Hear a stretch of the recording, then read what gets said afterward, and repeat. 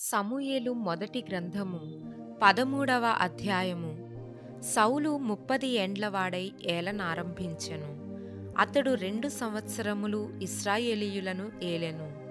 ఇశ్రాయేలీయులలో 3000 మందిని ఏర్పరచుకొనెను. వీరిలో 2000 మంది మిక్మషులోను బేతేలు కొండలోను సౌలు నొద్ద నుండిరి. 1000 మంది బెన్యామీనీయుల గిబియాలో యోనాతాను నొద్ద నుండిరి. మిగిలిన వారిని అతడు వారి వారి డేరాలకు పంపివేసెను.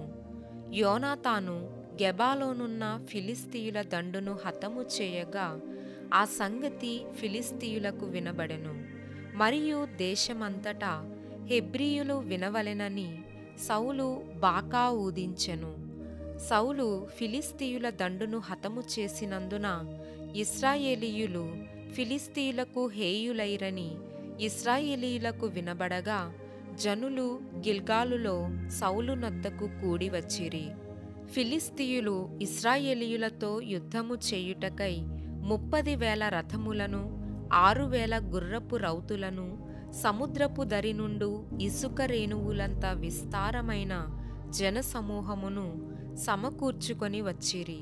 వీరు బయలుదేరి బేతావెను తూర్పు దిక్కున మిక్మషులో దిగిరి. ఇశ్రాయేలీయులు దిగులు పడుచు వచ్చి తాము ఇరుకులోనున్నట్టు తెలిసికొని గుహలలోనూ పొదలలోనూ మెట్టలలోనూ ఉన్నత స్థలములలోనూ కూపములలోనూ దాగిరి.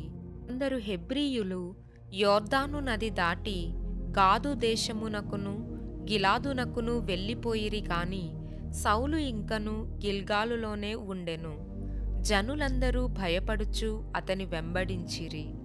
సమూయేలు చెప్పినట్టు అతడు 7 దినములు ఆగి సమూయేలు గిల్గాలునకు రాకపోవుటయు జనులు తన యొద్ద నుండి చెదరిపోవుటయు చూచి దహన బలులను సమాధాన బలులను నా యొద్దకు తీసుకొని రమ్మని చెప్పి దహనబలి అర్పించెను. అతడు దహనబలి అర్పించి చాలించిన వెంటనే సమూయేలు వచ్చెను. సౌలు అతనిని కలుసుకొని అతనికి వందనము చేయుటకై బయలుదేరగా సమూయేలు అతనితో నీవు చేసిన పని ఏమని అడిగెను.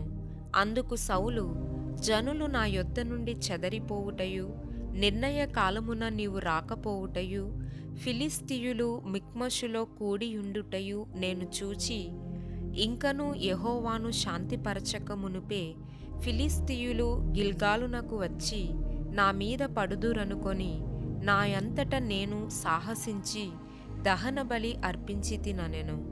అందుకు సమూయేలు ఇట్లనెను, నీ దేవుడైన యెహోవా నీకిచ్చిన ఆజ్ఞను గైకొనక నీవు అవివేకపు పని చేసితివి. నీ రాజ్యమును ఇశ్రాయేలీయుల మీద సదాకాలము స్థిరపరచుటకు యెహోవా తలచియుండెను. అయితే నీ రాజ్యము నిలువదు. యెహోవా తన చిత్తానుసారమైన మనస్సు గల యొక్కని కనుగొనియున్నాడు.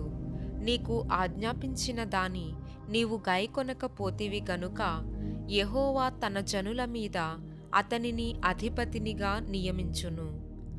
సమూయేలు లేచి గిల్గాలును విడిచి బెన్యామీనీయుల గిబియాకు వచ్చెను.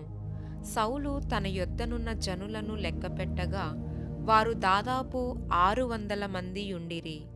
సౌలును అతని కుమారుడైన యోనాతానును తమ దగ్గరనున్న వారితో కూడా బెన్యామీనీయుల గిబియాలో ఉండిరి. ఫిలిస్తీయులు మిక్మషులో దిగియుండిరి. మరియు ఫిలిస్తీయుల పాలెము నుండి దోపుడుగాండ్రు 3 గుంపులుగా బయలుదేరి ఒక గుంపు షూయాలు దేశమున ఒఫ్రాకు పోవు మార్గమున సంచరించెను. రెండవ గుంపు బేత్ హోరోనుకు పోవు మార్గమున సంచరించెను. మూడవ గుంపు అరణ్య సమీపమందుండు జెబోయిము లోయ సరిహద్దు మార్గమున సంచరించెను. హెబ్రీయులు కత్తులను ఈటెలను చేయించుకొందురేమో అని ఫిలిస్తీయులు ఇశ్రాయేలీయుల దేశమందంతటా కమ్మరవాండ్రు లేకుండా చేసియుండిరి. కాబట్టి ఇశ్రాయేలీయులందరూ తమ నక్కులను పారలను గొడ్డండ్రను పోటకత్తులను పదును చేయించుటకై ఫిలిష్తీయుల దగ్గరకు పోవలసి వచ్చెను. అయితే నక్కులకును పారలకును 3 ముండ్లుగల కొంకులకును గొడ్డండ్రకును మునుకోల కర్రలు సరిచేయుటకును ఆకురాళ్ళు మాత్రము వారి యొద్ద నుండెను. కాబట్టి యుద్ధ దినమందు సౌలు నొద్దను యోనాతాను నొద్దను ఉన్న జనులలో ఒకని చేతిలోనైనను కత్తియే గాని ఈటెయే గాని లేకపోయెను. సౌలునకును అతని కుమారుడైన యోనాతానునకును మాత్రము అవియుండెను. ఫిలిష్తీయుల దండు కావలివారు కొందరు మిక్మషు కనుమకు వచ్చిరి.